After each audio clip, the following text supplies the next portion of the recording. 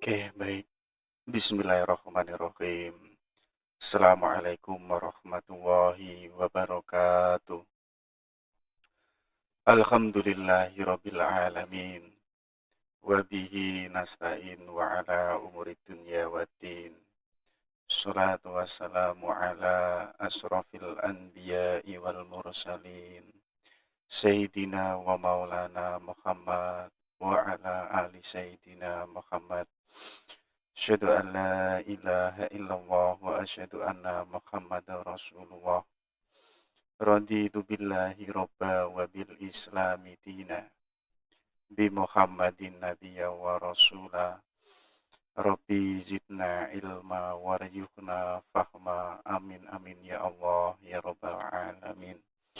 Allahumma rizukna ya Rabbi fahma nabina wa khifdal mursalin wa ilhamal malaikatil muqarrabin.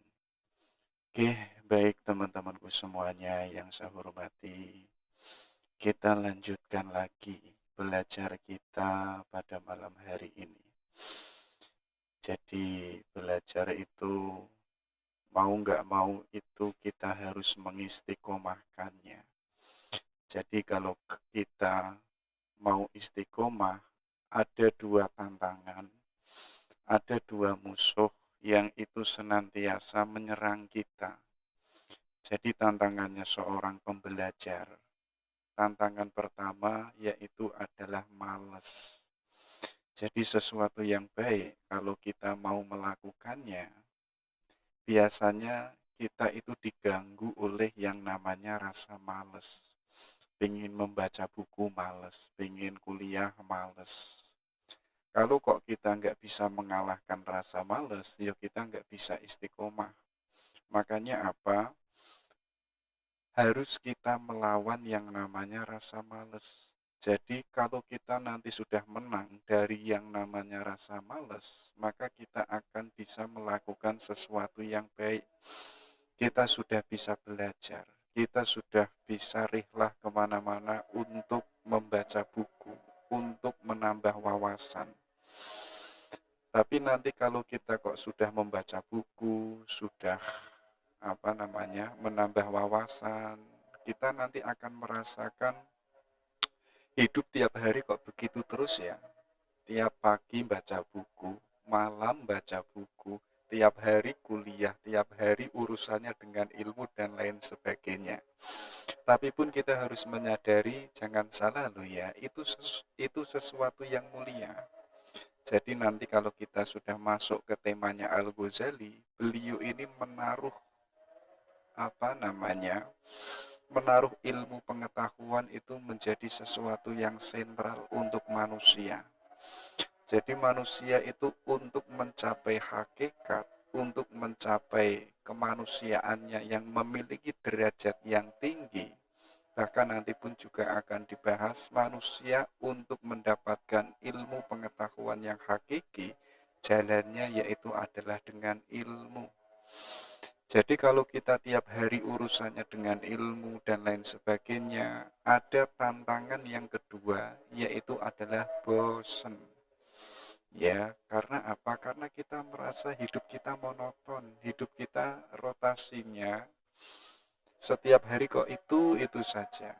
Jadi nanti kita akan diganggu yang namanya rasa bosan. Tapi kita harus menyadari kita sebagai seorang pembelajar yang itu harus menambah ilmu, dan harus menambah ilmu, kita pun juga harus melawan yang namanya rasa bosan. Ya, jadi kalau kita sudah bisa menaklukkan rasa malas dan bosan, insya Allah kita akan masuk level yang namanya istiqomah.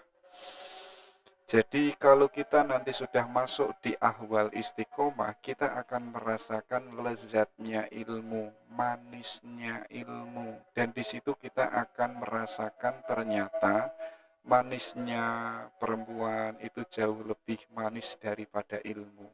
Manisnya benda-benda, manisnya kepemilikan, manisnya harta, ternyata jauh lebih manis daripada ilmu. Dan ilmu ini nggak ada bandingannya.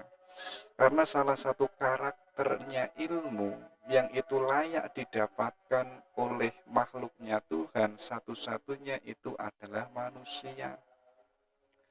Makanya katanya Aristotle, beliau kan mengatakan, untuk kita bisa menjadi manusia yang bahagia, carilah ciri khusus yang itu dimiliki oleh manusia, yang itu tidak dimiliki oleh makhluk-makhluk yang lain. Kalau makhluk yang lain itu makan, manusia pun juga makan. Kalau makhluk yang lain kok kawin, manusia pun juga kawin. Kalau makhluk yang lain kok beranak pinak, melanggengkan spesies, manusia pun juga demikian. Kalau kok kita hanya sebatas wilayah itu saja, kita nggak akan menemukan kebahagiaan.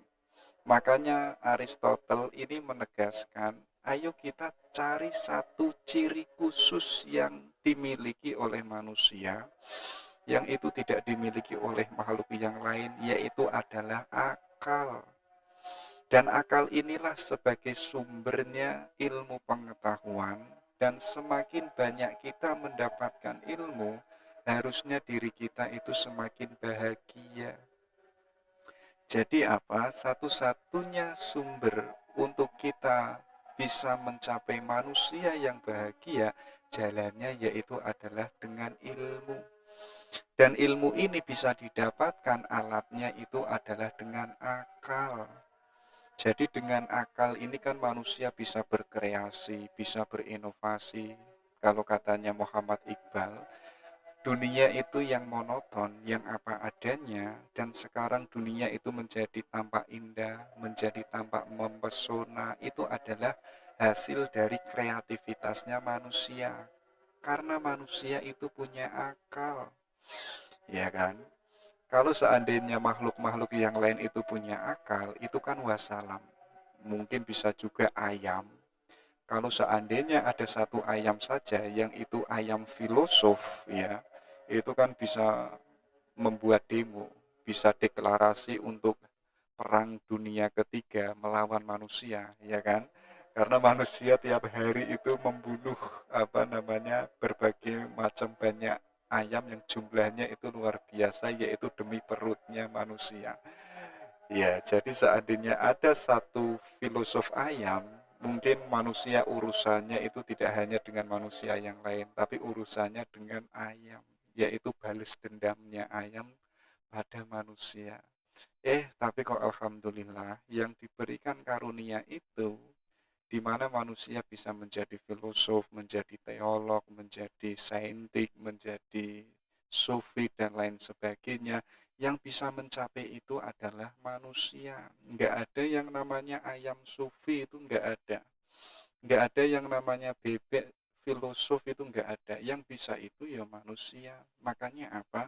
Ayo kita tadi lawan yang namanya males dan bosan, biar kita bisa masuk yang namanya ahwal keistiqomahan kita, biar kita merasakan indahnya bersama ilmu, biar kita bisa merasakan nikmat dan lezatnya bersama ilmu. Makanya ada orang yang bilang itu, seindah-indahnya perempuan itu jauh lebih indah daripada akal.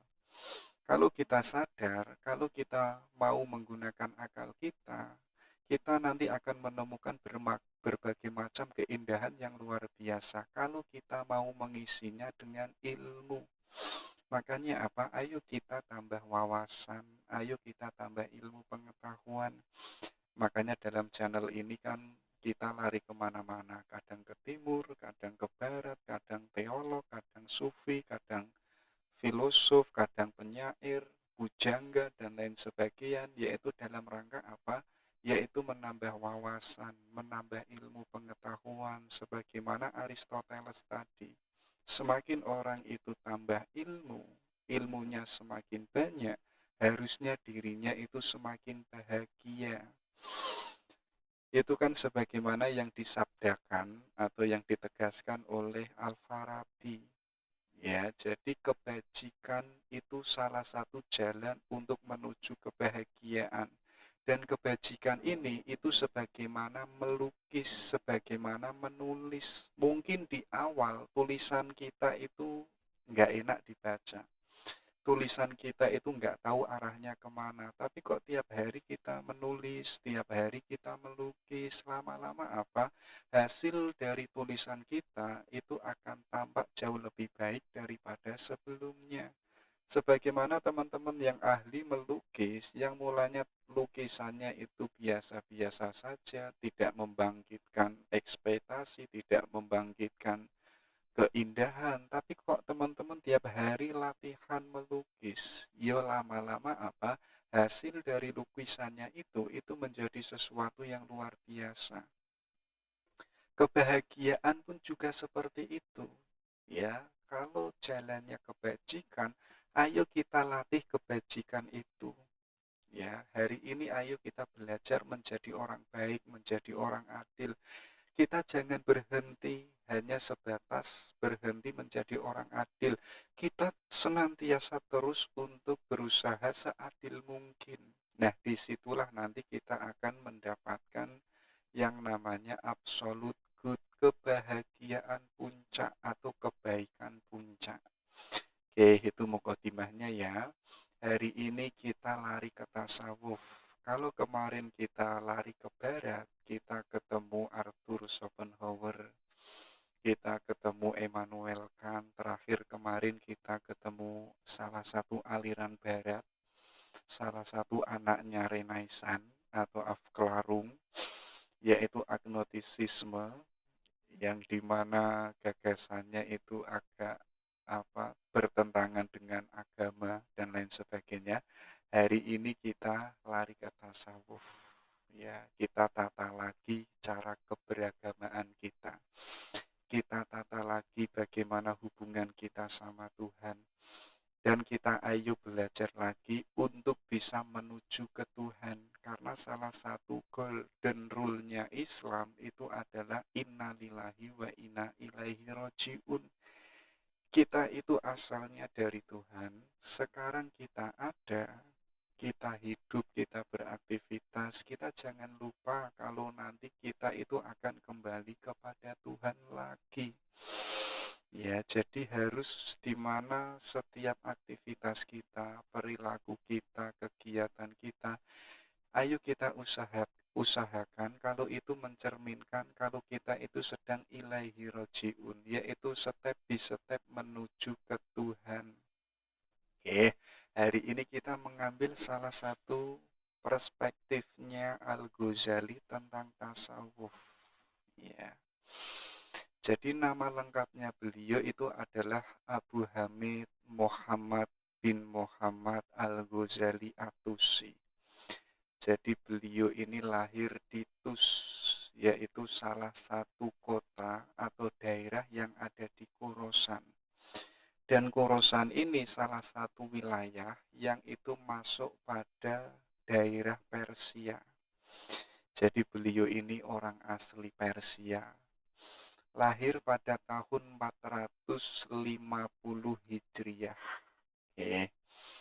Beliau ini punya ayah. Ayahnya itu seorang ahli wirai. Jadi orang yang itu kabarnya senang sekali, yaitu mendatangi majelis-majelis ilmu dan mencintai sekali para ulama-ulama pada zamannya saat itu. Nanti dalam ceritanya kan ayahnya ini itu kan tidak bisa mendampingi Al-Ghazali sampai dewasa. Karena ayahnya itu sudah meninggal dulu dan nanti Al-Ghazali ini diasuh oleh temannya ayahnya yang itu seorang sufi. Dan ibunya ini nanti ada cerita bahwa ibunya ini pernah pesan sama Al-Ghazali, wahai anakku, kamu jangan pernah bohong dimanapun dan sama siapapun. Jadi nanti Al-Ghazali kan pernah belajar, mau pulang ke rumah, ya, saat pulang ke rumah itu bersama para kafilah dagang. Saat di tengah perjalanan itu dirampok. Ya, jadi para kafilah itu dirampok, termasuk itu adalah Al-Ghazali muda. Perampoknya ini bilang, wahai anak muda, kamu membawa apa? Jawabnya Al-Ghazali apa? Saya tidak membawa apa-apa kecuali saya hanya membawa buku. Akhirnya nanti di situ ada pelajaran yang luar biasa dari perampok. Bahwa apa? Pelajarannya itu ilmu itu jangan dihafal. Ilmu itu harus dipahami, ilmu itu harus dimengerti. Jadi saat itu kan perampoknya mengambil bukunya Al-Ghazali, kemudian dilempar. Perampoknya itu bilang, ilmu itu harus dipahami, jangan dihafal. Itu nanti yang menjadikan Al-Ghazali sadar. Ternyata ilmu itu harus menyatu pada si subjek. Jangan ada antaranya subjek dan objek itu terpisah. Itulah nanti yang menjadikan paradigma baru Al-Ghazali untuk masuk dalam dunia sufi. Jadi Al-Ghazali ini orang yang lengkap, ya. Jadi beliau ini seorang ahli fikih, seorang teolog, seorang filosof, seorang sufi. Jadi beliau sangat lengkap, ilmunya multidimensi. Ya, oke, nanti kita akan bahas. Nanti pun ada cerita. Beliau ini belajar itu tidak pernah puas. Jadi prinsipnya beliau apa? Sebagaimana saya jelaskan di tema-tema yang sebelumnya. Prinsipnya beliau apa? Kita nggak boleh yang namanya mengatakan iya atau tidak sebelum kita itu mengetahuinya. Ini kan antitesisnya hari ini. Hari ini banyak orang mengatakan A, B, C, dan lain sebagainya. Ketika ditanya, itu nggak bisa menjawab. Kenapa kamu nggak setuju yang namanya Pancasila sebagai ideologi? Padahal dia itu nggak setuju. Misalkan ditanya, kenapa kamu nggak setuju?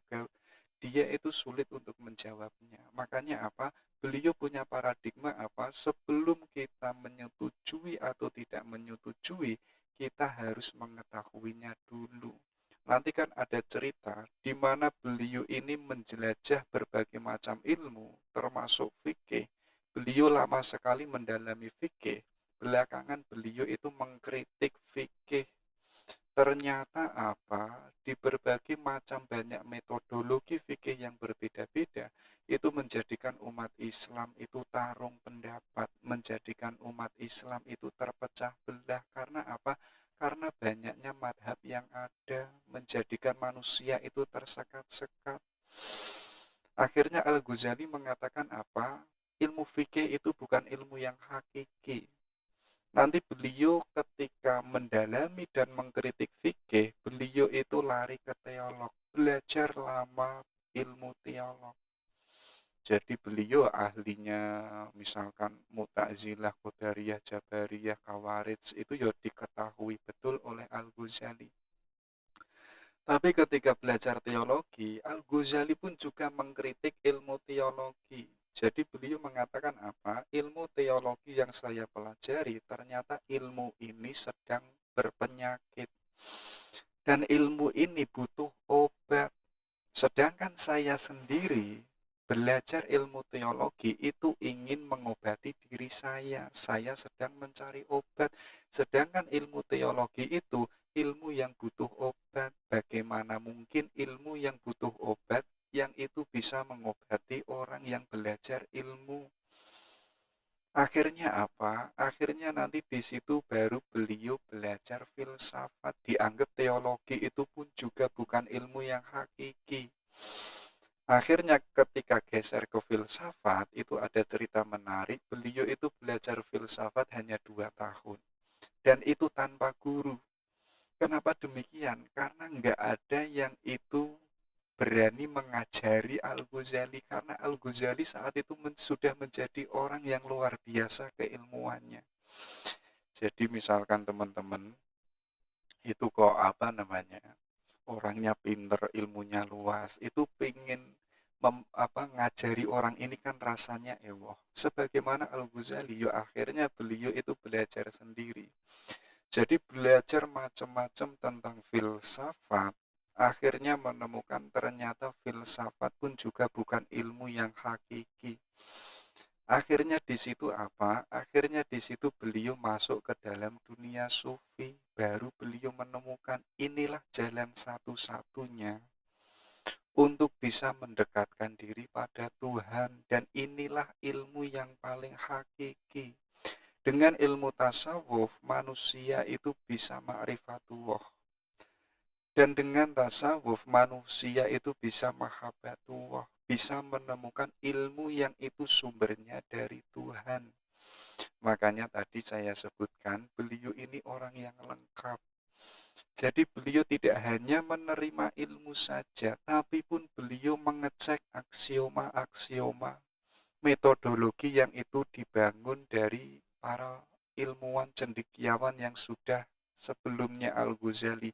Dan di situ Al-Ghazali menemukan ternyata banyak sekali ilmu yang itu tidak mampu mengobati saya, sedangkan saya itu sedang berpenyakit.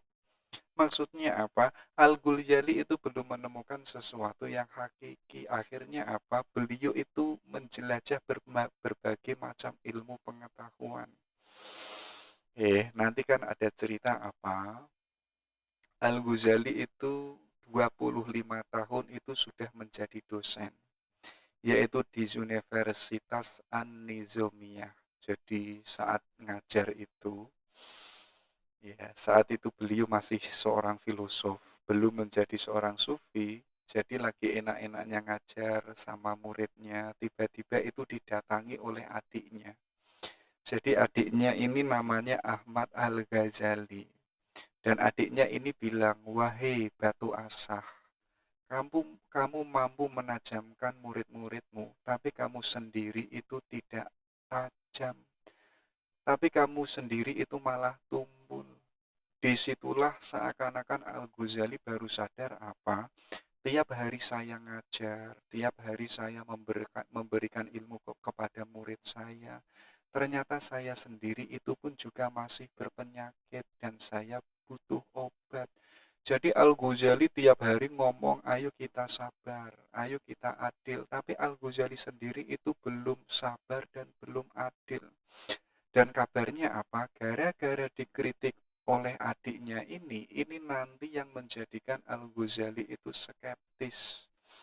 Jadi beliau itu skeptis selama 6 bulan, yaitu mempertanyakan, lalu ilmu yang hakiki itu ilmu yang mana? Ya, kabarnya beliau itu selama 6 bulan itu sakit-sakitan, bahkan ada banyak dokter saat itu yang itu tidak bisa menyembuhkan Al-Ghazali. Bahkan dirinya Al-Ghazali itu sudah tidak terurus lagi, bahkan ceritanya jenggotnya itu bahkan saking panjangnya dan itu nggak dipotong-potong. Bahkan beliau sampai kurus, nggak doyan makan dan lain sebagainya, hanya mempertanyakan, lalu ilmu yang hakiki itu ilmu yang mana? Jadi selama 6 bulan itu hanya mempertanyakan. Karena kemarin banyak belajar, banyak memberikan ilmu, ternyata itu bukan ilmu yang hakiki. Ternyata kemarin itu yang dikejar itu hanya yang dikejar itu hanya kursi, yang dikejar itu hanya popularitas. Akhirnya nanti di situ beliau itu rihlah mengembara. Jadi kabarnya mengembara itu sampai ke Mekah, sampai ke Madinah, pernah ke Mesir, pernah ke Damaskus, pernah ke Masjid Damaskus juga uzlah di sana. Bahkan pernah ke Palestina, yaitu apa? Mencari ilmu yang paling hakiki. Dan kabarnya saat mengembara itu, ada yang mengatakan itu 9 tahun. Ada yang mengatakan juga 12 tahun. Jadi kita kan nggak bisa membayangkan. Mencari ilmu yang hakiki itu Al-Ghazali membutuhkan waktu beberapa tahun. Tapi hari ini kan kita hanya leyeh-leyeh saja kan. Tidak pernah mempertanyakan apakah ilmu yang kita dapatkan ini sudah hakiki atau belum. Tapi di situ Al-Ghazali itu pikirannya sangat radikal sekali untuk menemukan jalan satu-satunya ilmu yang hakiki itu ilmu yang mana. Baru beliau nanti ketemu bahwa ilmu yang hakiki itu adalah jalannya para sufi, yaitu adalah tasawuf. Jadi pulang-pulang beliau ketika selesai mengembara itu pulang ke Tus, ya, pulang ke tanah kelahirannya, pulang-pulang itu menjadi seorang sufi.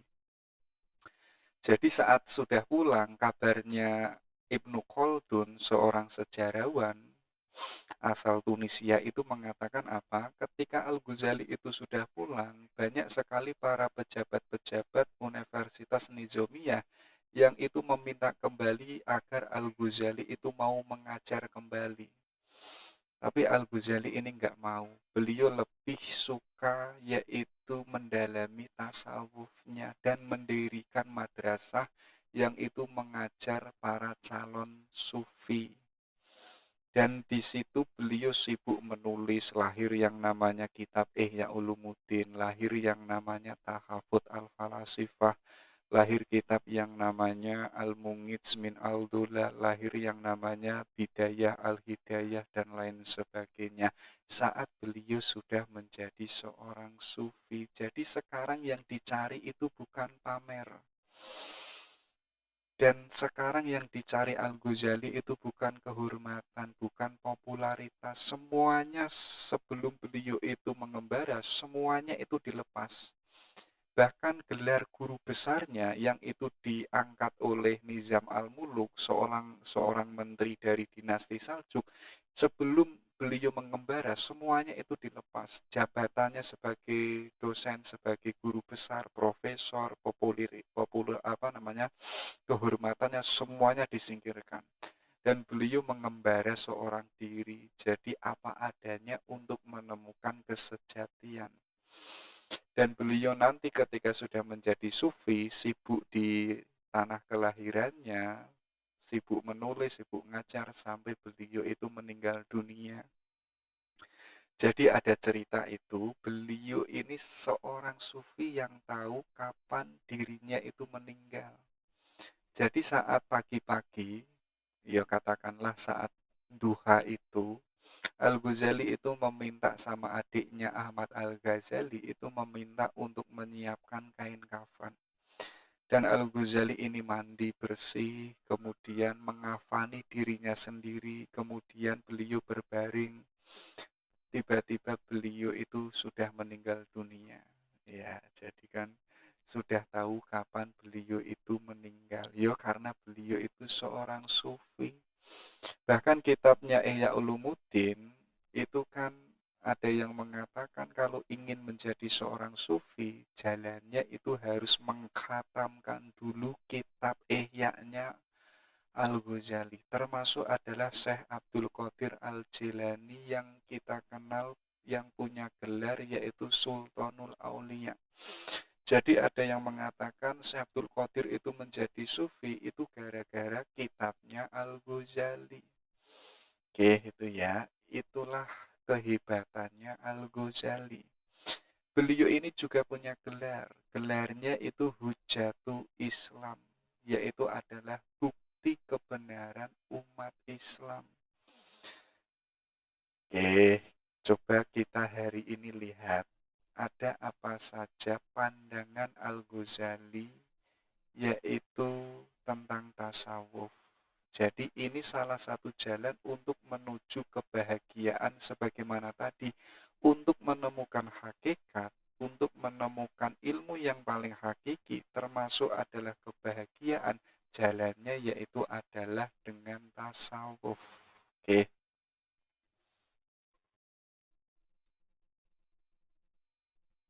Kita lihat ya, ada apa saja gagasan-gagasan Al-Ghazali tentang tasawuf.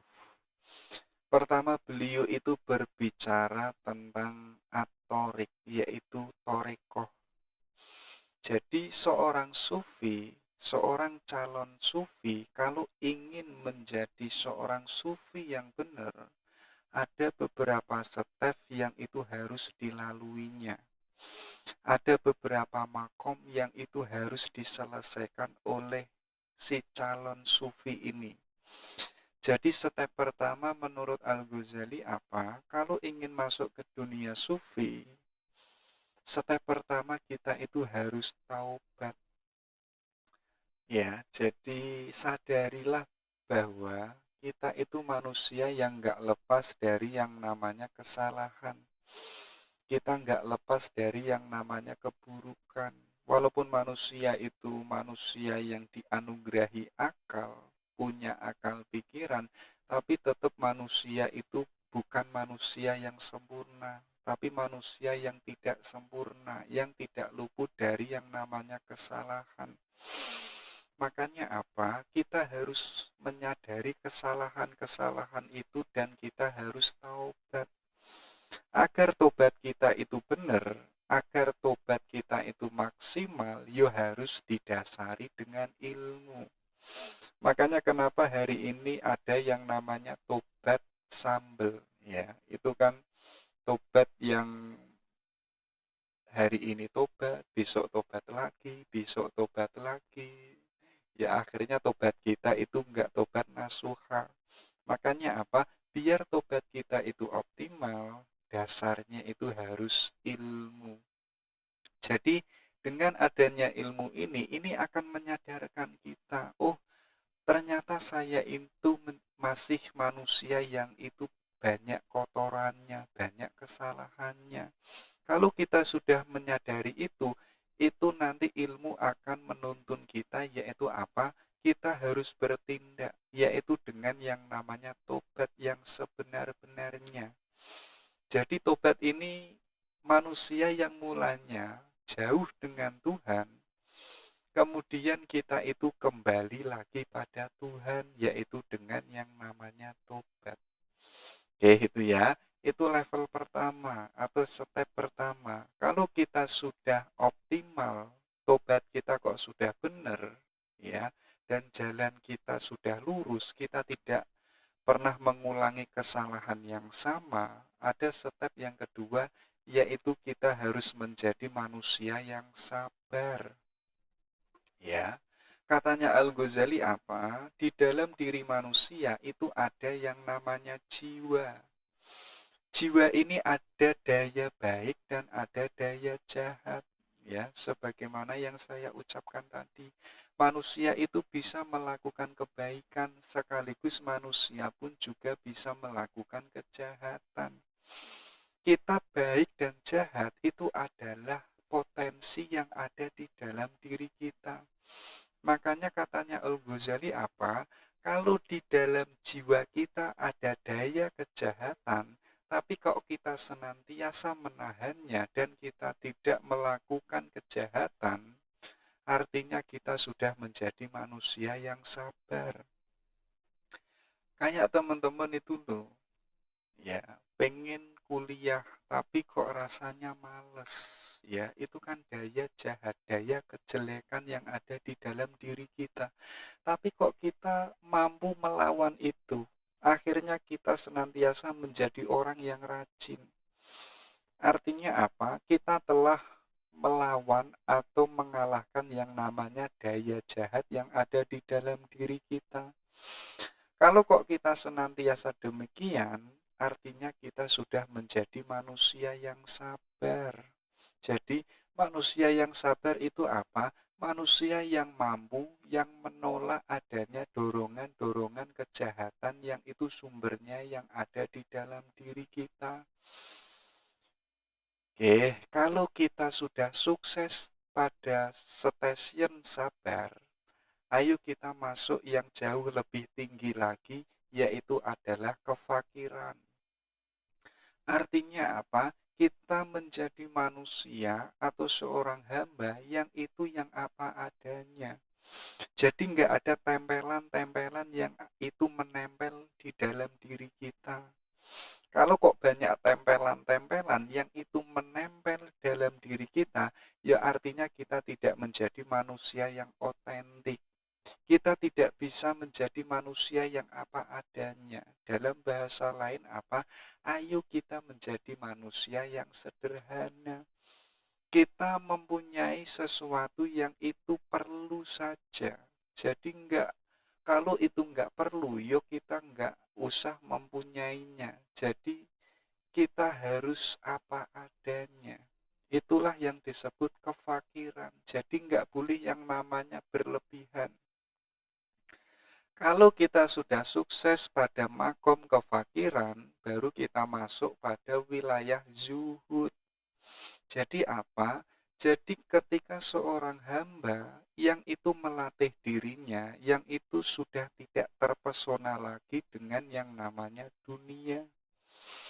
Jadi itu kan ada cerita seorang sufi, namanya itu Nasruddin Hoja. Jadi teman-teman kalau ingin membeli bukunya, itu gambarannya Nasruddin Hoja itu sedang naik keledai. Tapi saat naik keledai, Nasruddin Hoja itu tidak menghadap ke depan, melainkan itu menghadap ke belakang. Itu kan suatu metafor, di mana metafor yang ini menegaskan keledai itu simbol duniawi, dan keledai ini harus kita tunggangi. Artinya apa? Duniawi dan berbagai macam kesenangan yang ada itu kan sifatnya sementara, sifatnya itu menipu, makanya harus kita tunggangi, nggak boleh kita angkat, nggak boleh kita sejajarkan dengan kemanusiaan kita. Itu metafor yang pertama. Metafor yang kedua apa? Kenapa Nasruddin Hoja itu menghadap ke belakang? Karena apa? Dunia itu jangan kita jadikan kiblat. Duniawi itu harus kita belakangi. Artinya apa? Kita sudah tidak lagi terpesona dengan adanya duniawi dan segala macam keindahan-keindahan duniawi. Bukan berarti kita harus meninggalkan total duniawi, enggak. Kita tetap punya ini, punya itu, tapi kita enggak boleh kita jadikan kiblat. Kita nggak boleh menjadikannya duniawi itu sebagai sesuatu yang itu kita jadikan kiblat, itu nggak boleh. Tetap kita belakangi. Jadi ketika seorang hamba dirinya kok sudah tidak jatuh cinta lagi pada dunia, dan jiwanya kok sudah jatuh cinta pada yang namanya keindahan, kesenangan ukhrawi, akhirnya seorang hamba ini sudah sukses pada wilayah zuhud. Jadi hambanya ini sudah menomorsatukan urusan ukhrawi. Karena sudah sadar sesuatu yang sifatnya ukhrawi ini sifatnya langgeng, sifatnya hakiki daripada sesuatu yang sifatnya duniawi. Bahkan apapun itu, kalau itu duniawi pasti akan yang namanya meninggalkan diri kita. Jadi saya itu punya teman, ya. Teman saya ini mengatakan, bahasa Jawanya beginilah yo. Bojoku sing tiap hari tak keloni, tiap hari tak kei nafkah, tiap hari tak elus-elus, kok yo iso selingkuh dengan saya. Itu ceritanya dia. Ya, jadi ini bukan fakta yang terjadi pada saya belum menikah. Jadi teman saya itu bilang demikian. Lah yo, bojoku sing tiap hari, atau orang yang tahu betul siapa saya, orang yang itu paling dekat sama saya, kok bisa membohongi saya, kok bisa yang namanya menyelingkuhi saya. Akhirnya teman saya itu bilang, saya sudah tidak percaya lagi pada manusia. Saya lebih percaya orang yang itu sudah meninggal, yaitu adalah kuburan. Jadi akhirnya teman saya ini hidupnya dihabiskan ziarah, dihabiskan di pengajian, dihabiskan sowan-sowan ke kiai. Karena apa? Karena itu jauh lebih hakiki daripada urusan-urusan yang sifatnya itu duniawi. Bahkan pacar, apalagi pacar ya, bahkan istri yang tiap hari sudah menemani, ya, yang tiap hari sudah dikeloni, itu pun juga masih membohongi. Artinya apa? Apapun itu yang urusan duniawi, sifatnya itu sementara, ya. Bagaimanapun pasti akan meninggalkan diri kita. Makanya teman-teman, kalau itu berurusan dengan duniawi, maka siap-siaplah untuk yang namanya kekecewaan, ya. Tapi kok kita sudah menyadari bahwa kenikmatan yang hakiki itu adalah urusan ukhrawi, dan kita harus menyadari bahwa kebahagiaan sejati itu bisa didapatkan kalau kita sudah jatuh cinta pada sesuatu yang sifatnya itu ukhrawi, yang bukan duniawi. Kalau seorang hamba sudah sukses pada wilayah zuhud, ada step lagi yaitu tawakal. Ya, jadi katanya Al-Ghazali apa? Tingkatan tawakal yang itu paling tinggi, gambarannya itu seperti mayit. Jadi mayit itu mau ditaruh di mana? Saat dimandikan, saat dikafani, saat dikuburkan, mayit ini kan nggak ngomplain, ya. Dia kan nggak pernah protes, dia pun tidak pernah menuntut harus dikuburkan di sini, harus dikafani dengan sutra, harus dimandikan dengan air 7 telaga. Mayitnya kan nggak pernah protes, nggak pernah meminta. Artinya apa? Artinya itulah yang disebut tawakal. Makanya katanya Al-Ghazali, tawakal yang paling tinggi itu gambarannya seperti halnya mayit, yaitu adalah pasrah total, nggak pernah ngomplain, nggak pernah membantah. Kalau kita sudah sukses pada wilayah tawakal, nanti kita akan masuk pada wilayah ma'rifatullah. Kita akan menemukan rahasia-rahasia yang sebelumnya tidak pernah kita dapatkan. Kita akan menemukan ilmu yang sebelumnya tidak pernah kita dapatkan. Mungkin kemarin ilmu kita itu sumbernya dari guru. Mungkin ilmu kita kemarin sumbernya dari buku, sumbernya dari ustadz, sumbernya dari akal, sumbernya dari empiris, dari realitas yang ada di alam semesta. Tapi sekarang teman-teman atau seorang hamba yang itu sudah masuk pada wilayah ma'rifat, dia akan menemukan pengetahuan yang paling hakiki. Jadi pengetahuan sumbernya itu tidak pada alam realitas, sumbernya bukan lagi pada ustadz atau pada dosen, tapi sumbernya itu langsung dari Tuhan. Jadi ilmu ini adalah ilmu pemberian yang itu dari Tuhan, yang itu diberikan kepada seorang hamba. Jadi seorang hamba yang dirinya itu sudah siap menerima ilmu yang paling hakiki, yaitu ilmu ma'rifat. Ketika jiwanya sang hamba itu sudah tawakal, itu sudah zuhud, sudah sabar, sudah fakir. Ketika seorang hamba sudah menyandang makom-makom tersebut, artinya jiwanya itu sudah siap menerima ilmu yang paling hakiki. Ilmu yang itu sumbernya dari Tuhan. Kalau kita sudah mendapatkan ilmu yang sumbernya dari Tuhan, kita akan mengetahui Tuhan yang sebenarnya, Tuhan yang apa adanya. Jadi bukan Tuhan yang itu perspektifnya para filosof, bukan Tuhan yang itu menurut definisi, menurut istilah, itu bukan Tuhan yang itu, melainkan Tuhan yang sebenarnya. Artinya apa? Seorang hamba ini sudah mengetahui Tuhan yang apa adanya. Ya, kalau sudah mengetahui Tuhan yang apa adanya, maka si hamba ini akan lahir yang namanya benih-benih cinta. Itulah yang disebut mahabbatullah, ketika seorang hamba itu telah mencintai yang namanya Tuhan. Ketika apa? Ketika sudah mendapatkan ilmu yang paling hakiki dan seorang hamba mengetahui Tuhan yang sebenarnya. Ketika seorang hamba mengetahui Tuhan yang sebenarnya, terpesona dengan Tuhan, menganggap Tuhan itu sesuatu yang itu luar biasa dan lain sebagainya, lahir yang namanya cinta, yang disebut mahabbah. Jadi apa? Nanti ketika sudah masuk ke level mahabbah, seorang hamba itu sudah tidak jatuh cinta lagi pada sesuatu yang itu di luarnya Tuhan, tapi hanya mencintai, yaitu mencintai Tuhan. Sebagaimana katanya Robiah Al-Adawiyah itu loh, hatiku sudah dipenuhi oleh Tuhan dan sudah tidak ada ruang lagi untuk ditempati makhluk-makhluknya Tuhan, karena sudah cintaku itu sudah penuh, yaitu mencintai Tuhan. Oke, itu ya.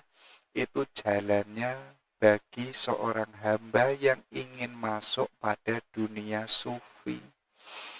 Oke, kita lanjutkan. Ini ada nasihatnya Al-Ghazali bagi seorang murid. Jadi katanya Al-Ghazali apa? Seorang murid kalau ingin masuk ke dalam jalan sufi, orangnya itu harus konsisten. Konsisten apa? Yaitu menjalani hidup uzlah, menyendiri. Jadi berdiam diri. Jadi berdiam diri bukan berarti tidak melakukan apa-apa, tapi apa? Tapi dengan tujuan yaitu pembersihan jiwa, tazkiyatun nafas, termasuk katanya Al-Ghazali apa? Dengan yang namanya menyendiri, kita harus mengupayakan, ayo kita mencari hakikat diri kita yang sebagai manusia. Kita itu dari mana dan mau kemana?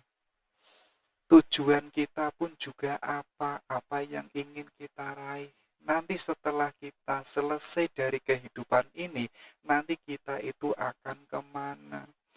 Jadi dalam kesendirian itu, seorang hamba atau seorang murid itu harus menemukan hakikat kediriannya. Jadi bukan berarti kita boring, kita rebahan, itu enggak, melainkan apa? Ayo kita gunakan akal kita untuk mempertanyakan termasuk kemanusiaan kita. Katanya Al-Ghazali apa? Kita pun juga harus konsisten yang namanya menahan lapar. Maksudnya apa? Maksudnya itu adalah puasa. Jadi kalau pengen menjadi sufi, disuruh puasa sunnah saja kok rasanya males, ya bagaimanapun tidak bisa menjadi seorang sufi. Kenapa kok disuruh yang namanya menahan lapar? Ya tujuannya seperti halnya tadi, yaitu tazkiyatun nafas. Biar jiwa kita yang kemarin banyak kotoran-kotorannya, yang kemarin kok masih egois, yang kemarin masih marah-marah, dengan yang namanya puasa, sekarang jiwa kita itu bisa terdidik, ya. Jiwa kita sekarang itu menjadi jiwa yang sabar, menjadi jiwa yang lembut, ya. Jalannya diantaranya apa? Yaitu adalah menahan lapar. Termasuk bagi sang murid apa? Yaitu kita harus senantiasa tidak tidur pada malam hari. Mungkin bagi para pembelajar di malam hari kita sedikitkan tidur, yaitu apa? Untuk menambah ilmu, untuk menambah wawasan. Yang namanya ilmu itu tidak ada batasnya, sedangkan manusia itu terbatas. Makanya apa? Kita harus senantiasa menambah ilmu, lebih-lebih di malam hari. Dan bagi seorang murid ya yang ingin masuk ke jalan sufi, pada malam hari kita habiskan yaitu apa? Untuk bermunajat sama Tuhan, dihabiskan dengan belajar, dihabiskan dengan yang namanya sholat, dengan zikir, dengan mutolaah dan lain sebagainya. Biar apa? Biar diri kita tambah ilmu. Ilmunya tidak monoton, melainkan manusia yang senantiasa becoming, senantiasa bertumbuh. Di lain pihak apa? Di lain pihak secara tidak langsung itu akan mendidik jiwa kita. Jiwa kita yang kemarin egois, yang kemarin marah-marahan, sekarang kita sudah mendidik kita, sekarang kita sudah menjadi manusia yang baru, manusia yang lembut, manusia yang santun, moralnya sekarang moralnya sekarang itu sudah indah, perilakunya sudah indah dan lain sebagainya. Nah, katanya Al-Ghazali apa? Kenapa kok beliau menyarankan untuk berdiam diri, menyendiri, menahan lapar, tidak tidur di malam hari? Ya, biar apa? Biar kita itu tidak lagi terpesona dengan yang namanya urusan duniawi. Mungkin kemarin kita itu sibuk dengan urusan duniawi. Sekarang kita melatih diri kita untuk berdiam diri, untuk uzlah dan lain sebagainya. Itu pelan-pelan kita akan yang namanya tidak terpesona lagi dengan yang namanya dunia. Jadi kita pelan-pelan nanti akan terpesona dengan sesuatu yang itu di luar duniawi, yaitu adalah yang paling hakiki yang disebut ukhrawi. Jadi sekarang dunia itu sudah nggak penting. Sekarang duniawi itu kita sadari sebagai sesuatu yang sementara. Sesuatu yang itu berubah-ubah dan itu bisa menipu diri kita. Kayak teman-teman itu loh, melihat perempuan cantik di IG, melihat perempuan cantik di Facebook, kemudian ngajak ketemuan, saat ngajak ketemuan baru menyadari kok ternyata tidak secantik foto yang ada di IG. Artinya teman-teman sudah tertipu dengan urusan duniawi. Ya, apapun itu, keindahan apapun itu, kecantikan apapun itu, kalau itu urusan duniawi, kita harus siap-siap kecewa. Makanya apa katanya Al-Ghazali, urusan duniawi itu tidak akan bisa mampu mengobati kita, termasuk tidak akan mampu menjadikan diri kita itu bahagia. Maka apa? Cara satu-satunya kita itu harus menahan lapar, menyendiri uzlah, ya, tidak banyak tidur. Biar apa? Biar diri kita itu terdidik, tidak terpesona lagi, tidak jatuh lagi dengan yang namanya duniawi. Kalau sang murid itu sudah sukses dalam wilayah ini, maka sang murid itu sudah masuk pada wilayah jalan sufi. Ya, oke itu ya, itu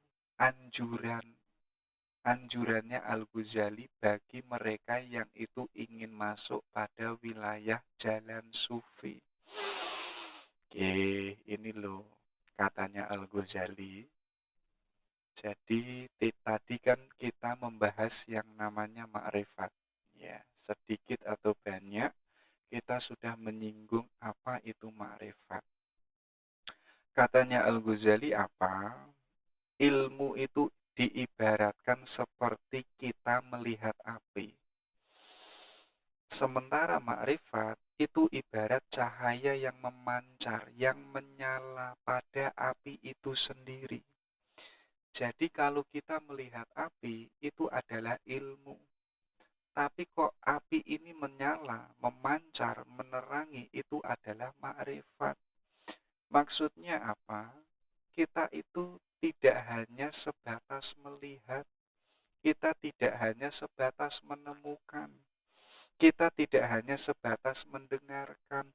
Kalau kita hanya sebatas mendengar dan melihat, itu yang disebut ilmu.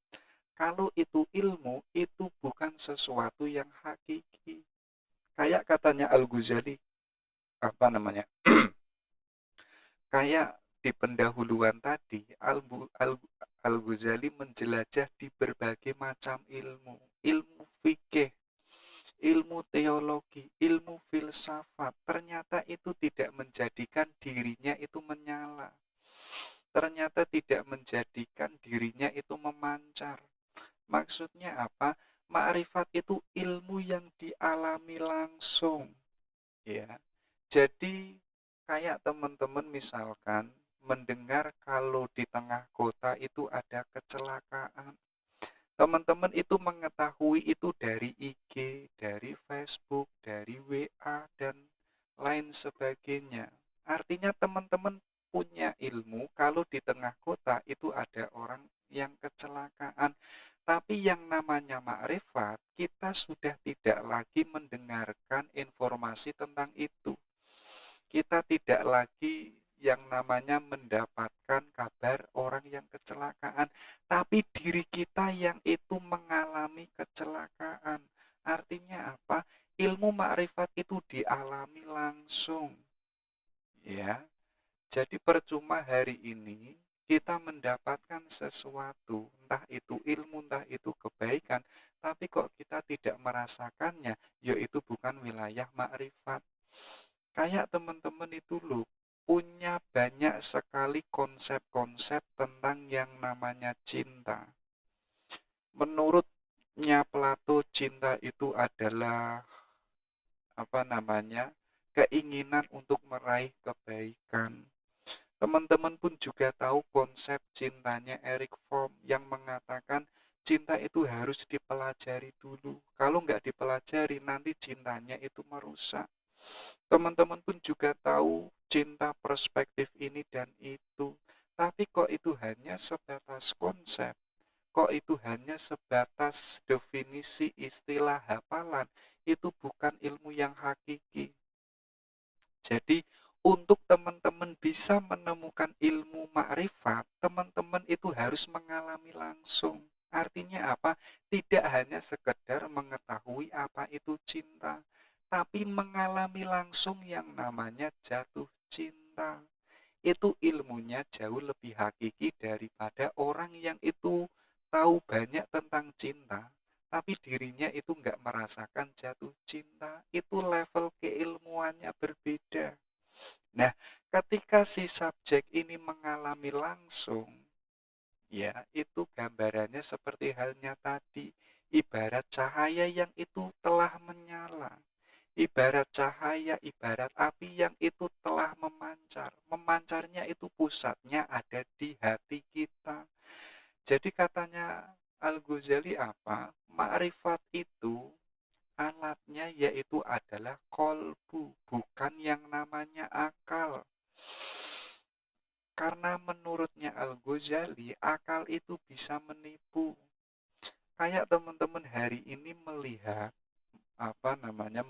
bulan di malam hari. Bulan itu kan ukurannya kecil, ya. Bukan. Kayak teman-teman itu dengan daya akalnya, akal ini kan kadang tidak optimal ketika digunakan oleh manusia.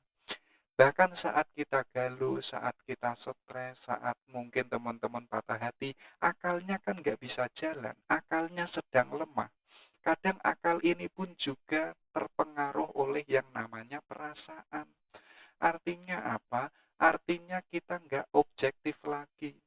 Kayak teman-teman saking jatuh cintanya sama anaknya Pak Lurah, itu kan mengatakan anaknya Pak Lurah itu adalah perempuan yang paling cantik. Nanti seminggu kemudian teman-teman itu diputus, ya. Kemarin mengatakan anaknya Pak Lurah paling cantik, kemudian teman-teman mengatakan enggak, anaknya Pak Lurah itu biasa-biasa saja. Loh, itu yang mengatakan itu adalah akal.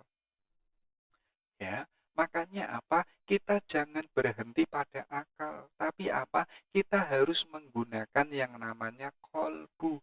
Karena ilmu yang sumbernya dari Tuhan, yang disebut ilmu makrifat, itu bisa didapatkan ketika alatnya itu adalah kolbu.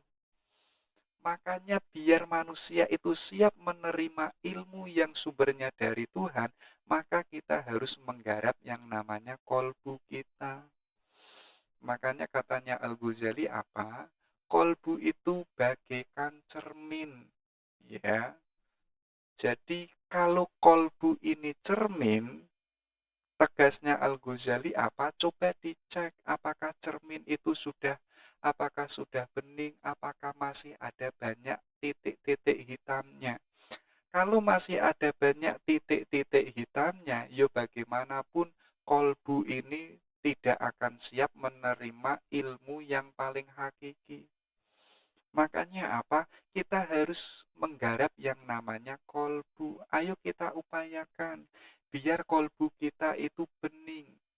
Kalau kolbu kita itu bening, nanti kita akan mendapatkan cahaya yang sumbernya dari Tuhan. Ibaratnya itu apa? Kayak teman-teman itu berada di ruangan.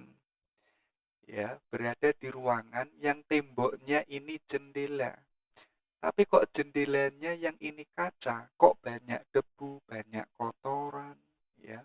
Banyak misalkan titik-titik hitamnya. Yo bagaimanapun cahaya yang itu sumbernya dari matahari yang ada di luar ruangan itu, bagaimanapun cahaya itu tidak akan bisa menembus yang itu ada di dalam ruangan. Makanya apa? Biar cahaya itu bisa menembus dan masuk ke dalam ruangan. Makanya tugas kita itu apa? Membersihkan yang namanya cermin.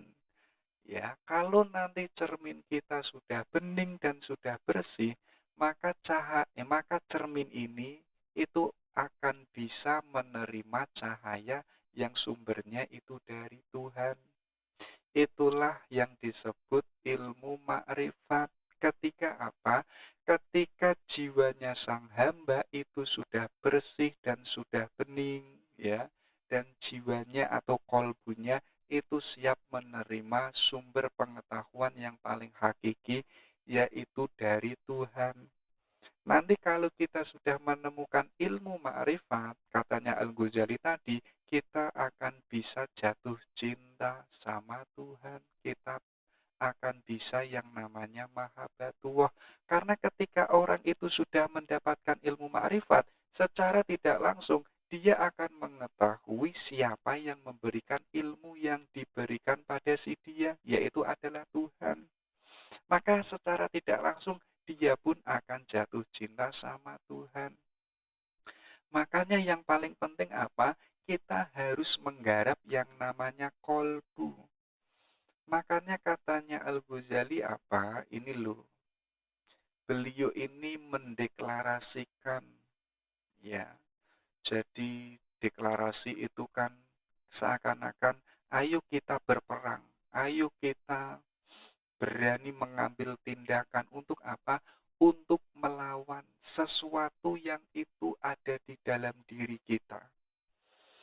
Makanya katanya Al-Ghazali apa? Beliau ini menyatakan jihad pada 12 musuh yang ada di dalam diri kita. Egois, arogansi, kesombongan, keegoisan, keserakahan, nafsu, intoleransi, kemarahan, berbohong, menipu, gosip, memfitnah, dan lain sebagainya. Jadi ada musuh yang harus kita perangi, bukan orang lain, bukan musuh kita, tapi musuh yang itu yang ada di dalam diri kita. Jadi ketika kita masih ada penyakit-penyakit yang disebutkan oleh Al-Ghazali, ada egoistik, ada keserakahan, ada nafsu, ya bagaimanapun kita tidak akan mendapatkan ilmu yang sumbernya dari Tuhan. Ya, makanya tugas kita apa? Ayo kita jihad, ayo kita memerangi berbagai macam penyakit yang ada di dalam diri kita. Makanya Kanjeng Nabi Muhammad itu ketika sama sahabatnya, ketika setelah selesai berperang kemudian menuju ke Madinah, tiba-tiba Nabi itu bersabda, kita perang apa? Kita jihad dari jihad kecil menuju jihad yang jauh lebih besar. Itu para sahabat kan pada bingung, loh kemarin kita jihad itu kan sudah perang yang itu luar biasa Nabi, ya kan? Kita kan sudah berdarah-darah, kita sudah melawan dan kita harus berani mati dan lain sebagainya. Kok masih ada musuh yang itu jauh lebih hebat daripada yang kemarin? Katanya Nabi apa? Musuh yang paling besar itu adalah yang ada di dalam diri kita. Ya, makanya ayo kita lawan. Ayo kita mendeklarasikan perang, yaitu memerangi diri kita sendiri. Karena kalau kita kalah dengan yang namanya egois, kesombongan, gosip, memfitnah, ya bagaimanapun kita tidak akan menjadi manusia yang bermoral. Termasuk kita tidak akan mendapatkan ilmu yang hakiki, yaitu ilmu makrifat. Makanya katanya Al-Ghazali apa? Jika Anda dapat menguasai dan menghancurkan mereka, ya, penyakit-penyakit tadi, maka Anda akan siap untuk melawan musuh yang Anda lihat. Jadi teman-teman kok sudah menaklukkan penyakit-penyakit, binatang binatang-binatang buas yang ada di dalam diri kita, kita itu sudah tidak akan takut lagi pada sesuatu yang itu bisa kita lihat. Ya, jadi teman-teman kalau itu ingin menjadi manusia yang itu berani menantang dunia, berani menantang melawan musuh yang kelihatan, teman-teman itu harus berani dulu menantang atau mendeklarasikan jihad yang itu menyerang sesuatu yang ada di dalam diri kita. Itu ya, makanya katanya Al-Ghazali, ayo kita memerangi mereka. Karena mereka itu sangat membahayakan.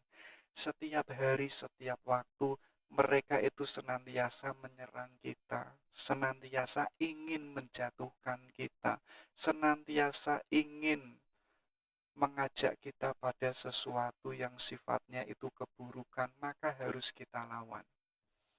Itu ya. Itu deklarasinya Al-Ghazali.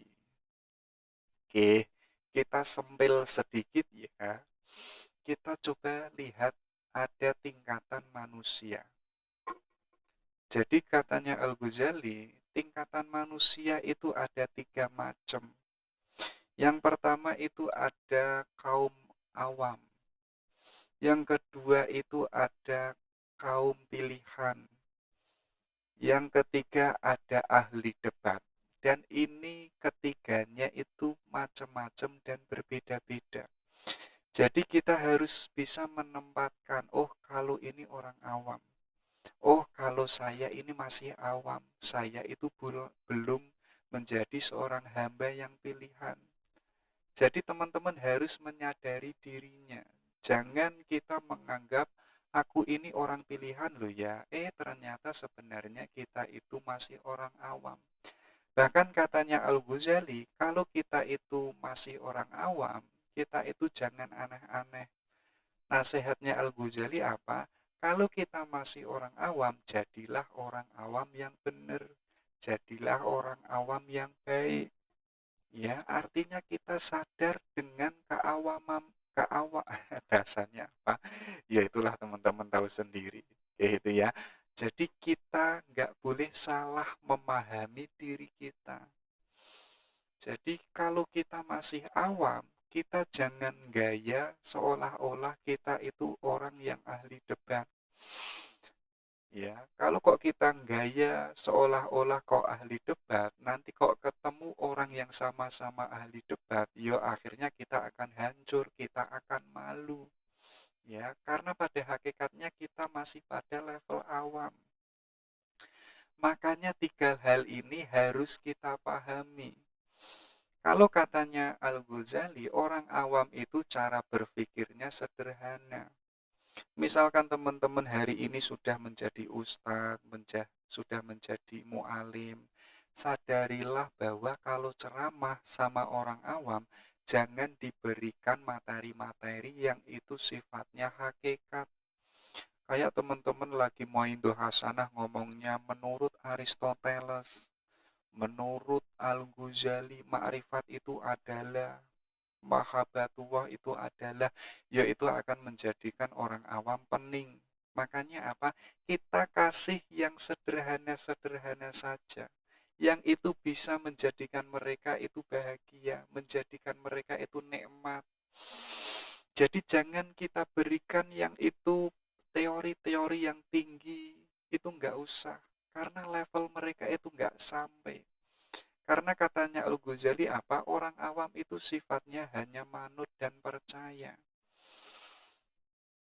Yang kedua apa? Yaitu orang khawas. Nah, baru kalau itu orang khawas, orang yang itu pilihan, termasuk para cendekiawan, mahasiswa S1, S2, dan doktor, baru kita berikan yang sifatnya itu mendalam. Karena apa? Karena mereka itu yang sudah bisa menggunakan akalnya secara tajam dan mendalam. Akalnya itu radikal. Baru di sini kita ajak mereka untuk menemukan yang itu sifatnya ada di balik fakta, di balik fisik, yaitu apa? Ayo kita bareng-bareng menemukan hikmah. Karena apa? Karena sudah sama-sama bisa menggunakan akal secara radikal. Yang terakhir yaitu ahli debat atau mutakalimin. Jadi orangnya itu suka debat. Nah, untuk bisa memberikan sesuatu kepada mereka, yaitu ayo kita ngajak forum debat, kita ngajak forum diskusi, karena mereka itu suka yang namanya berargumentasi. Ya, tapi kok orang ahli debat ditemukan orang awam, yaitu nggak cocok. Kalau orang debat, sukanya debat, teorinya ada, ilmunya ada, yaitu dipertemukan sama-sama yang itu ahli debat. Ya, jadi sama-sama untuk menemukan kebenaran. Bareng-bareng dalam diskusi itu, yaitu menemukan hikmah. Itu ya. Ada 3 macam manusia, ya. Ada orang awam, ada orang khawas, dan ada orang ahli jadal, yaitu orang ahli debat. Ini tingkatan manusia, katanya Al-Ghazali. Oke. Baru kita masuk ke epistemologi. Jadi sebagaimana di awal tadi, Al-Ghazali ini sangat menaruh ilmu di posisi yang sangat sentral. Kenapa demikian? Bagi Al-Ghazali, tujuan pengetahuan itu adalah moralitas. Jadi semakin kita tambah ilmu, ilmu kita semakin banyak, harusnya apa?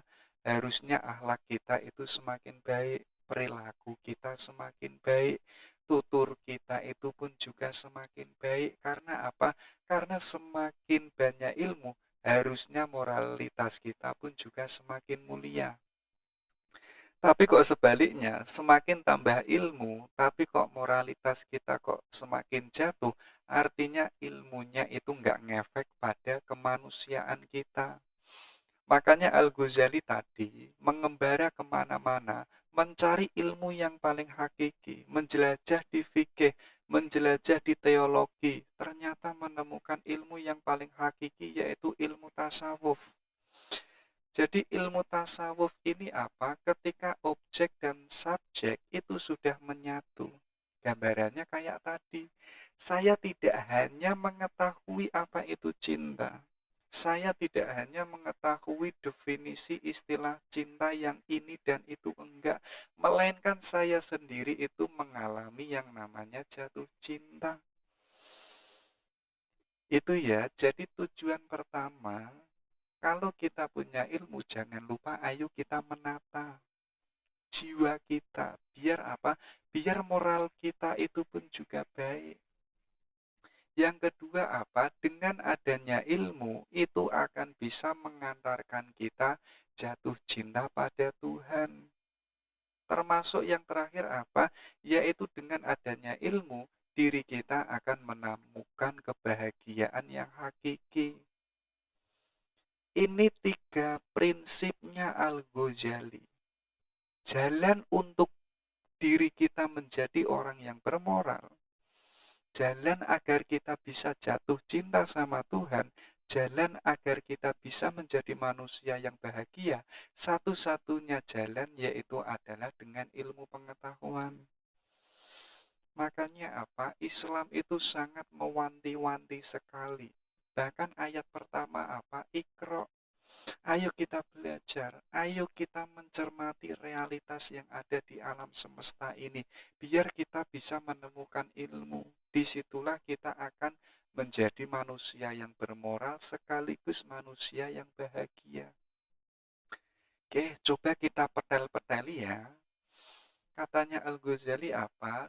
Dengan kita punya ilmu, semakin kita tambah ilmu, ya, dan diri kita itu melatih diri kita, moral kita kok semakin baik, itu nanti buahnya apa? Buahnya jiwa kita itu akan bening. Kayak teman-teman mengetahui istiqomah itu baik, ya, itu hanya sebatas konsep, tapi teman-teman itu melatihnya menjadi manusia yang istiqomah. Akhirnya apa? Moralnya itu ditata, moralnya sekarang itu sudah tertata. Kalau moralnya itu sudah tertata, secara tidak langsung perilaku kita itu adalah perilaku atas dasar ilmu. Kalau kita punya pengetahuan adil, kita pelan-pelan menjadi orang adil. Kalau kita punya konsep jujur, kita pelan-pelan menjadi manusia yang jujur. Akhirnya moral kita itu terbangun yang dasarnya yaitu ilmu.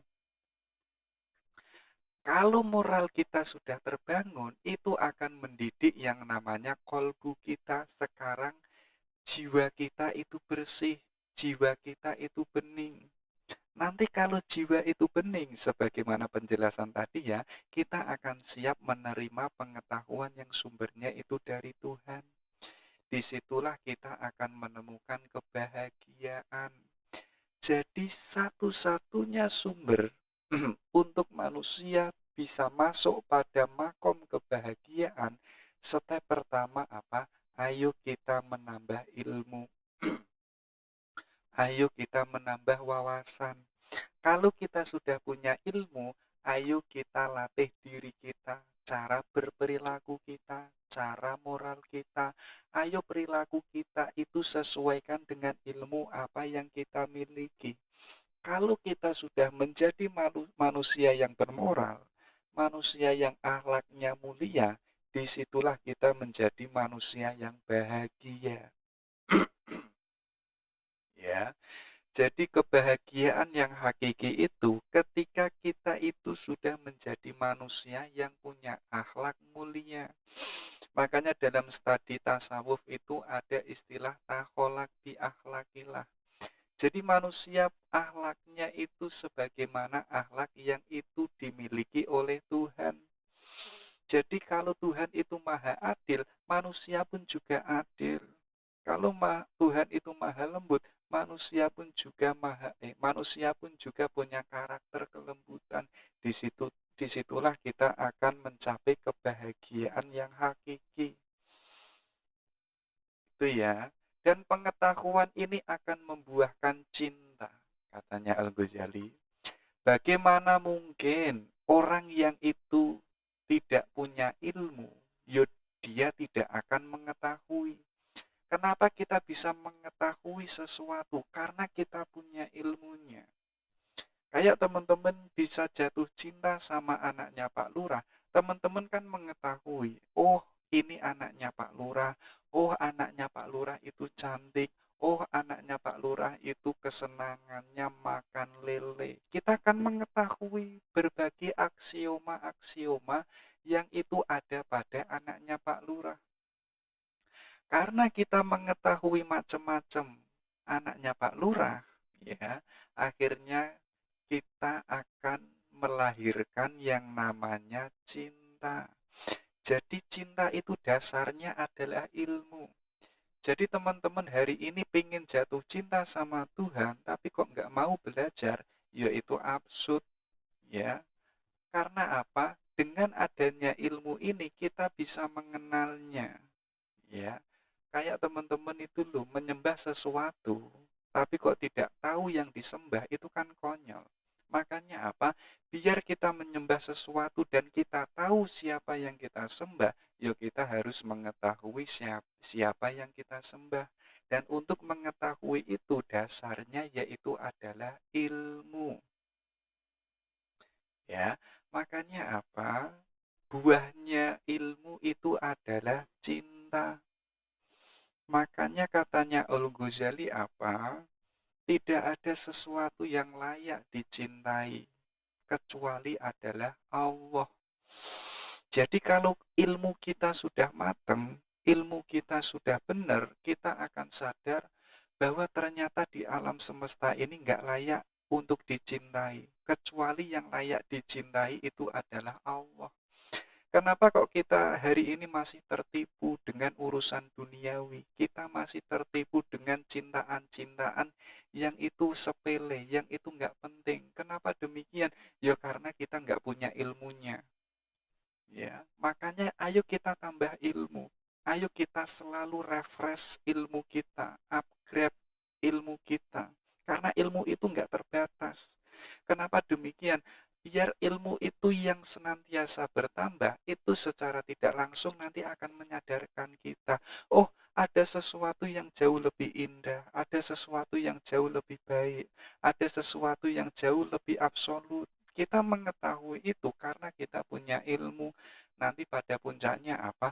Ternyata yang paling layak dicintai itu bukan barang-barang, bukan makhluk-makhluk yang ada di duniawi, melainkan yang layak dicintai itu adalah Tuhan.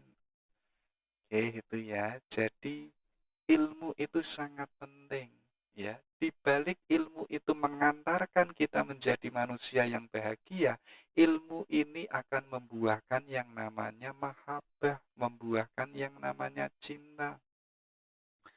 Makanya katanya Al-Ghazali apa? Dengan adanya ilmu tadi, ilmu kita semakin banyak, kita tidak akan tertipu dengan urusan-urusan yang gak penting, ya. Kenapa hari ini kita salah sasaran? Ya karena kita kurang ilmunya atau kita itu masih bodoh. Makanya Al-Ghazali itu menantang kita, sekaligus menyadarkan kita. Coba dicek ya. Kalau seseorang itu mencintai segala sesuatu karena sesuatu itu sendiri, misalnya apa? Misalnya keindahan, kecantikan, ya. Manusia di level apapun, ya. Siapa sih yang gak suka yang namanya keindahan? Ya, manusia mana sih yang itu gak suka kecantikan? Manusia di level apapun, tapi mereka semua sama-sama suka yang namanya keindahan dan kecantikan. Tapi kita terkadang kita itu tertipu dengan keindahan, dengan kecantikan yang sifatnya itu sementara. Tapi kok kita menganggap atau membuat dasar, aku mencintai karena apa namanya? Karena dia itu indah, karena dia itu cantik. Katanya Al-Ghazali apa? Bukankah Tuhan itu Sang Maha Cantik? Bukankah Tuhan itu Sang Maha Indah? Ya. Kalau Tuhan itu Sang Maha Cantik, siapa lagi yang layak untuk kita cintai kalau bukan Tuhan? Karena Tuhan itu Sang Maha Cantik, Sang pemilik kecantikan itu sendiri. Tapi teman-teman kok apa namanya mengatakan aku mencintai anaknya Pak Lurah karena dia itu cantik. Loh, katanya Al-Ghazali apa? Tuhan itu jauh lebih cantik daripada anaknya Pak Lurah. Ya, Tuhan itu jauh lebih indah daripada keindahan yang dimiliki anaknya Pak Lurah. Kita harus menyadari itu. Dasarnya dengan apa? Dengan yang namanya ilmu pengetahuan biar kita tidak tertipu. Kenapa kok kita tertipu? Ya karena kita kurang ilmu. Itu yang pertama katanya Al-Ghazali. Yang kedua apa? Kalau ada seseorang yang itu mencintai, ada kesesuaian yang itu dengan dirinya. Misalnya apa? Kita itu seneng loh, kita itu mencintai ada orang yang itu akhlaknya baik, ada orang kok perilakunya baik, tutur katanya kok baik, kita kan suka dengan itu. Ya, karena apa? Karena ada kesesuaian dengan diri kita. Kemudian teman-teman mengatakan apa? Aku jatuh cinta sama kamu karena kamu itu punya moral yang baik. Ya, kayak teman-teman mencintai anaknya Pak Lurah, alasannya simpel. Karena anaknya Pak Lurah itu cantik sekaligus akhlaknya itu mulia. Ya. Tapi katanya Al-Ghazali apa? Loh, bukankah Tuhan itu memiliki segala kemuliaan dan kebaikan? Jadi kalau kita mengatakan mencintai orang yang itu mulia, loh, bukankah kemuliaan itu juga miliknya Tuhan? Orang mulia itu bisa mulia bukankah itu karena adanya Tuhan, ya? Orang itu bisa punya ilmu bukankah itu dari Tuhan? Lalu mana yang layak kita cintai kalau bukan Tuhan? Itu yang kedua.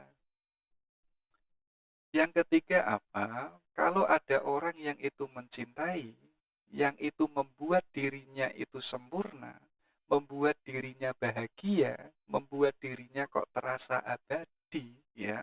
Kayak teman-teman mengatakan, aku bersamamu menjadikan diriku itu sempurna. Yang kemarin aku merasa nggak lengkap, sekarang aku itu lengkap. Ya, teman-teman kan dasarnya kan itu. Katanya Al-Ghazali apa lu? Tuhan itu dijadikan apapun itu siap. Dan Tuhan itu sumber adanya keabadian dan Tuhan itu sumber adanya kesempurnaan. Kalau kok kita hanya mendekati anaknya Pak Lurah dan kita mengatakan sekarang saya bersama anaknya Pak Lurah, kemudian hidup saya itu terasa lengkap dan sempurna. Loh, bukankah Tuhan itu maha sempurna? Bukankah Tuhan itu maha yang abadi? Lalu siapa yang layak untuk kita cintai kalau bukan Tuhan? Itu ya, jadi Al-Ghazali mengkritik kita semuanya. Jadi kita mencintai yang urusan-urusan duniawi ternyata nggak layak untuk kita cintai kecuali hanya satu, yaitu adalah Allah. Bukan berarti urusan duniawi itu nggak kita cintai, tetap kita cintai.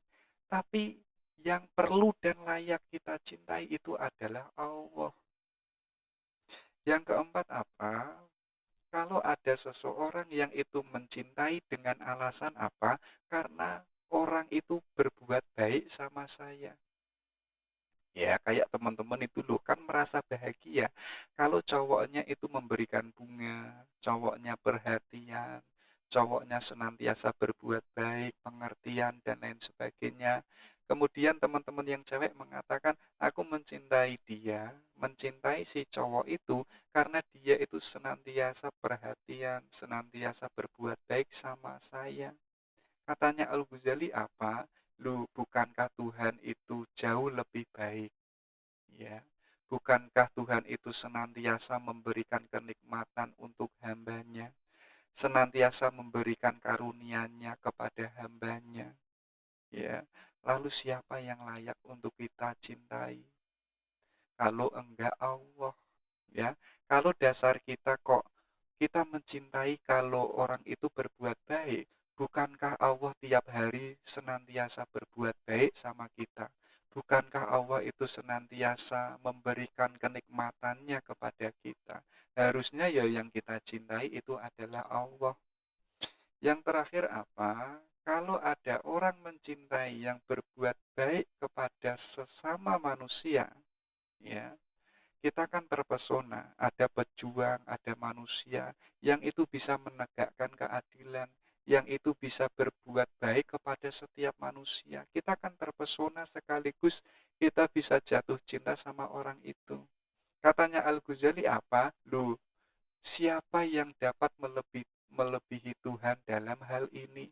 Allah itu mengurusi semua makhluknya, memberikan kenikmatan kepada setiap makhluknya, tidak pilih kasih.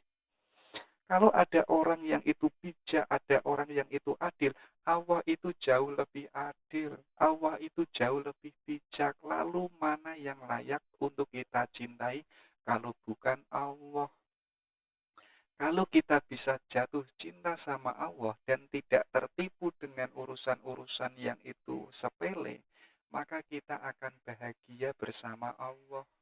Jadi yang bersama kamu itu sudah bukan anaknya Pak Lurah, tapi kamu bahagia yang itu bersama Allah. Kamu mencintai Allah dan Allah pun juga mencintaimu. Oke, itu ya.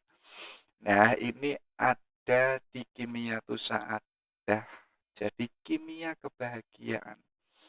Ini sama sebagaimana tadi, yaitu membahas tentang kebahagiaan. Katanya Al-Ghazali apa? Bahagia ketika kita itu merasakan nikmat dan puas.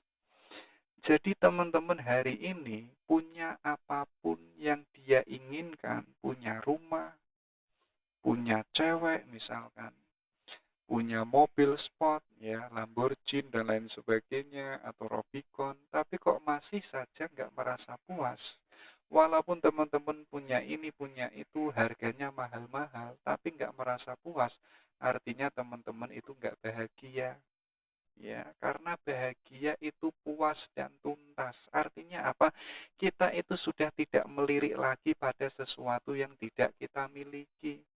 Tapi kok hari ini kita masih masih melirik miliknya orang lain, masih melirik apa yang tidak kita punya, tidak kita punyai, ya artinya kita nggak puas. Kalau kita nggak puas, ya kita nggak bahagia. Termasuk apa?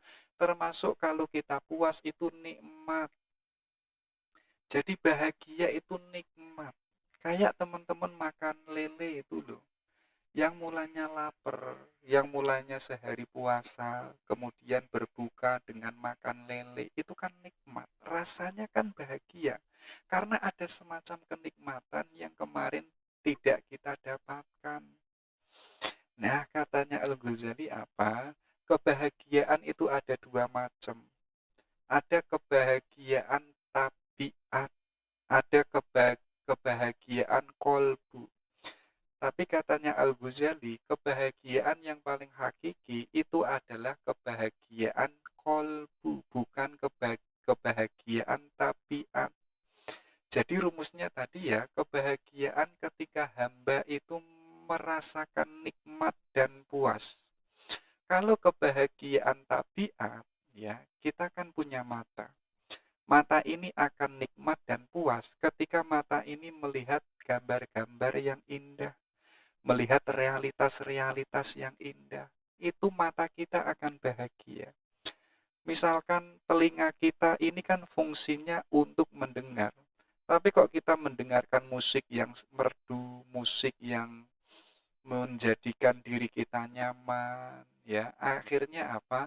Kebahagiaan yang sifatnya tabiat itu akan terpenuhi dengan sesuatu yang kita dapatkan yang ada di luar diri kita, ya. Jadi kita akan nikmat dan puas. Tapi ini kenikmatan yang sifatnya tabiat. Ada sesuatu yang jauh lebih hakiki, yaitu kebahagiaan kolbu. Ketika apa? Ketika hati kita merasakan kenikmatan, ketika mengetahui bahwa Allah itu satu-satunya yang harus kita sembah. Allah itu satu-satunya yang harus kita cintai. Ya, termasuk kolbu ini mendapatkan ilmu yang sumbernya dari Allah yang disebut ma'rifatullah. Kita mengenal Allah. Jadi pengenalan kita itu tidak hanya berhenti pada buku, tidak hanya berhenti pada konsep, tapi kita mengetahui langsung, mengalami langsung kehadiran Allah. Allah itu senantiasa hadir dalam kehidupan kita dan kita merasakan itu. Kalau kita yang hadir itu Allah, ya, rasanya kan nikmat dan puas, ya. Disitulah kita akan mendapatkan kebahagiaan kolbu. Bahkan katanya Al-Ghazali apa? Kebahagiaan kolbu itu seperti permainan catur. Bayangkan teman-teman yang mulanya nggak bisa main catur, kemudian kok bisa main catur, kemudian kok main catur sama temennya, rasanya kan nikmat dan puas. Tapi nanti ketika sudah selesai main catur, rasanya kan pengen main catur lagi. Besok pengen main catur lagi dan seterusnya. Artinya apa? Artinya kebahagiaan kolbu semakin kita tambah, semakin kita mengerti, ya. Artinya apa? Kebahagiaan ini semakin bertambah seperti halnya permainan catur. Makanya apa? Setiap kali ma'rifat ini bertambah, semakin kita tambah ilmu, ya, maka apa? Kenikmatan itu pun juga semakin bertambah besar pula. Ya, jadi diri kita semakin bahagia dan semakin bahagia. Sumbernya apa? Yaitu adalah ilmu. Kalau kolbu kita tadi sudah bening dan bersih, kita akan mendapatkan ilmu yang sumbernya itu dari Allah. Semakin banyak ilmu yang sumbernya itu dari Allah, kita akan semakin bahagia dan semakin bahagia. Oke, itu ya. Itu dijelaskan di kitabnya Al-Ghazali, judulnya Kimiyatus Sa'adah. Oke, kita lanjutkan. Ini nasihatnya Al-Ghazali. Jadi kalau kita pengen bahagia, kita harus man arofa nafsahu. Ayo kita ketahui diri kita. Di dalam diri kita itu ada apa saja. Katanya Al-Ghazali apa? Di dalam diri manusia itu ada kekuatan amarah dan ada kekuatan syahwat. Ya. Jadi kalau kita kok tidak bisa mengendalikan daya amarah dan daya syahwat, maka kemanusiaan kita ini akan hancur, kita akan turun level menjadi binatang. Makanya apa? Kalau kita sadar, kalau di dalam diri kita ada amarah dan ada syahwat, ayo kita kendalikan itu dengan yang namanya ilmu. Ya, dengan ilmu kita bisa mengendalikan yang namanya amarah. Sekarang dengan kita bisa mengendalikan amarah, kita bisa menjadi manusia yang sabar. Kita bisa menjadi manusia yang tenang, menjadi manusia yang bahagia. Hidup kita itu sudah tidak kemerungsung. Hidup kita sudah tidak egoistik lagi. Dikit-dikit nggak marah, melainkan kita manusia yang sabar. Ketika apa? Ketika amarah yang ada di dalam diri kita, itu kita kekang dengan yang namanya ilmu. Ya, termasuk pun juga daya syahwat. Kalau kok ilmu ini bisa menguasai dan mengendalikan syahwat yang ada di dalam diri kita, nanti kita akan menjadi manusia yang punya kehormatan. Ya, kita manusia yang punya karisma. Kita manusia yang punya nilai. Ketika apa? Ketika syahwat itu sudah kalah dengan yang namanya ilmu. Kalau ilmu itu menguasai diri kita, syahwat itu sudah kalah, amarah kita sudah kalah, derajat kita itu akan tinggi. Levelnya malaikat itu ada di bawah kita. Kita menjadi manusia yang insanul kamil, manusia yang sempurna. Ya, kenapa kok level kita ada di atasnya malaikat? Karena manusia punya akal sekaligus punya nafsu.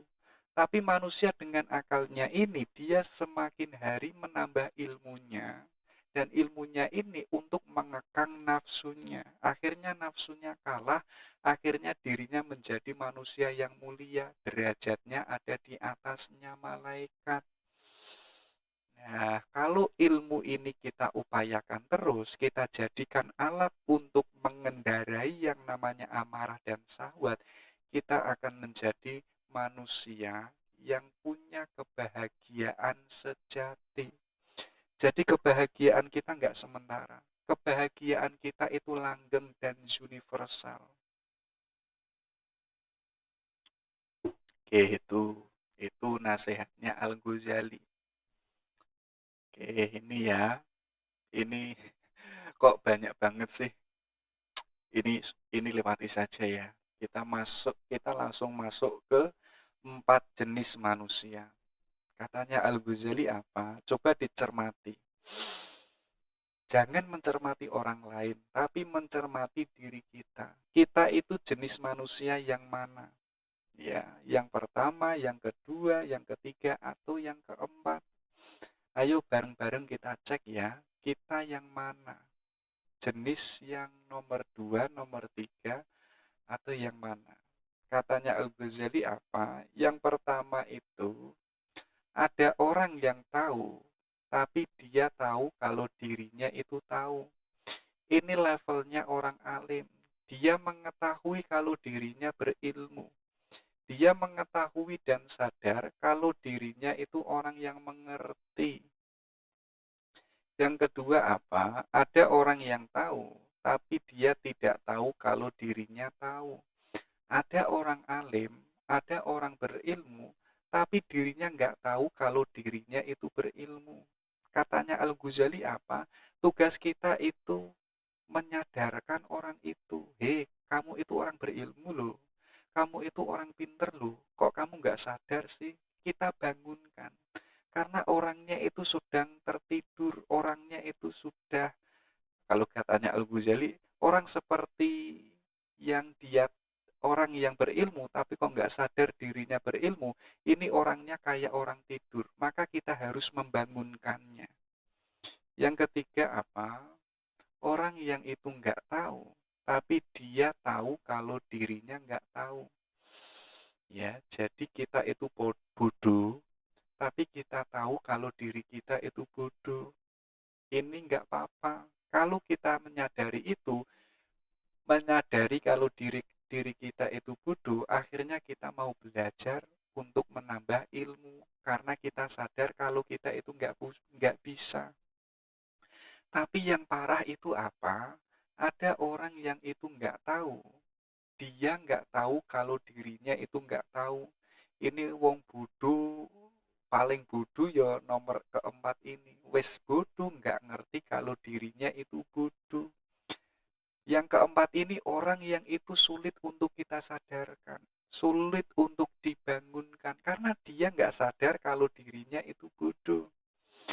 Makanya kalau kita bodoh, kita harus menyadari kalau kita itu ternyata bodoh. Kalau kita sadar kalau diri kita bodoh, akhirnya apa? Kita kan mau belajar, kita mau menambah ilmu. Itu ya, itu 4 jenis manusia. Nah, kita termasuk yang mana? Ya, orang yang sedang tertidur atau orang yang itu nggak sadar kalau dirinya itu bodoh. Ya, jadi intinya jangan menuding orang lain. Ayo kita menuding diri kita. Oke, terakhir. Katanya Al-Ghazali apa? Hiduplah kamu bersama manusia sebagaimana pohon yang berbuah. Mereka melemparinya dengan batu, tetapi ia membalasnya dengan buah. Coba teman-teman bayangkan, ada pohon berbuah, misalkan pohon mangga itu ada buahnya. Kita kan waktu kecil melemparinya agar buahnya itu jatuh. Tapi si pohon ini dia tidak menaruh dendam, dia tidak pernah membalas, dia pun juga tidak membalas melempari kita, malah memberikan sesuatu yang terbaik yang dia miliki, yaitu adalah buahnya. Ya, kita pun sebagai manusia, kalau kita berhubungan dengan manusia yang lain, ayo kita menjadi sebagaimana buah. Kalau ada orang yang jahat sama kita, ayo kita jangan balas kejahatan itu. Kalau ada orang yang gosipin kita, ayo kita jangan gosipin dia. Tapi apa? Kita berikan yang terbaik untuk mereka sebagaimana pohon yang itu dilempari, tapi mereka pohon itu memberikan yang terbaik yaitu buah yang dimilikinya. Itu nasihatnya Al-Ghazali. Ya, setidaknya kita sudah punya pandangan tasawuf dari Al-Ghazali. Semoga bermanfaat dan kita step by step ayo kita melatih diri kita untuk menjadi manusia yang tambah ilmu dan sekaligus nilai kemanusiaan kita pun juga bertambah. Sekian, semoga bermanfaat. Assalamualaikum warahmatullahi wabarakatuh.